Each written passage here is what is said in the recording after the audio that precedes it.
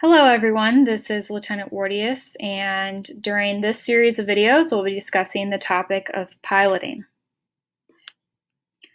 So our references for this lecture are, of course, Bowditch, as well as the NAVDORM, which describes particular requirements as they relate to piloting procedures aboard Navy ships.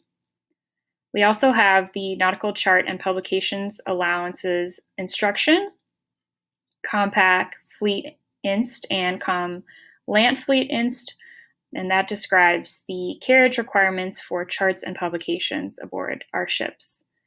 And then finally, we're going to step through 4 different publications: Pub 151, Distance Between Ports; Pub 150, World Port Index; and then the Sailing Directions and U.S. Coastal Pilot instructions for voyages both overseas and here in the U.S.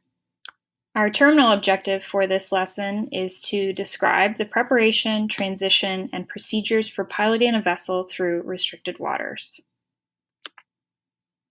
And to achieve that objective, we'll be going through the following enabling objectives. First, we're going to discuss essential publications used to prepare a navigation plan in accordance with Bowditch. And then we have a series of objectives that we'll discuss in this lecture, but we won't actually do practically until we get into the chart lab. And those are: using the latest notice to mariners, apply corrections on a nautical chart; given a turn on a track, plot, advance, and transfer on a nautical chart; given a turn on a track, plot and label turn bearings and turn ranges on a nautical chart; and then, given a turn on a track, draw a constant range scale and constant lines of bearing. And all of those are in accordance with Bowditch or the NAVDORM. And then finally, we'll list the types of fixes used to determine a position and list the order in which visual and radar lines of position are collected, both in accordance with Bowditch. Now, before we get into the nitty-gritty of what piloting is and what is involved in it, we need to just have an overarching discussion about what is piloting. The definition from Bowditch is: piloting is navigating a vessel in restricted waters and fixing its position as precisely as possible at frequent intervals. And in order to have a successful piloting evolution, we need to ensure that proper preparation and attention to detail are considered. Now, I want you to think back to any sea and anchor detail, a transit evolution, or any other kind of special evolution that you participated in on the ship, whether you are part of the NAV team or not. What have you seen that made that evolution successful?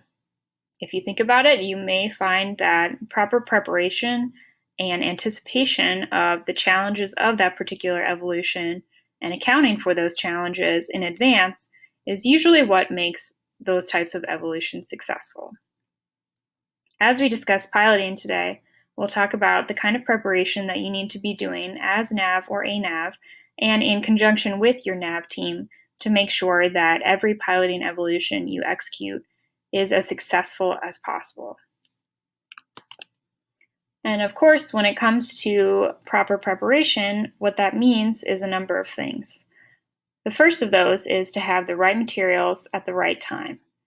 We'll be discussing particular publications that we want to pull out before we conduct a port visit or any other kind of transit detail that makes sure that we have all the information that we need to execute that properly. The second item is to ensure that our equipment is operational. And this is something that can be a little bit more challenging in navigation because even though we operate much of our navigation equipment, we don't necessarily own it or maintain it. A lot of that equipment is going to be owned and maintained by the electronics technicians who are overseen by EMO and or our CSO aboard the ship. The relationship between you as NAV or ANAV and the EMO and the CSO is critically important. You may have noticed that that relationship is specifically called out in the NAVDORM because that relationship and its functionality are really going to affect the success of your ship throughout these navigation evolutions. Make sure when you get to your ship, if you haven't been there yet, that you take the time to establish a good relationship with your EMO and the CSO as early as possible and make sure that you fully understand each other's expectations, as well as various procedures such as who's going to report navigation equipment casualties or difficulties to the captain so that he or she has a good understanding of what's actually going on, and so on and so forth. Just make sure that you have open lines of communication so that everyone is on the same page to ensuring that all of your equipment is in optimal shape. And then finally, we want to make sure that we are following our checklists and established procedures. Now, with the latest version of the NavDorm, many of the checklists that we follow really come from the NavDorm. We use those as our baseline for our ship-specific checklists. One checklist that will really apply to this lecture is the voyage planning checklist. And that's something that we will reference from time to time as we go through this lecture. And if you're not sure what I'm talking about when I say the voyage planning checklist, let's quickly take a look at the NavDorm to see where that checklist can be found. So if we take a look at the NavDorm, I'm here in Appendix Charlie on page Charlie 12.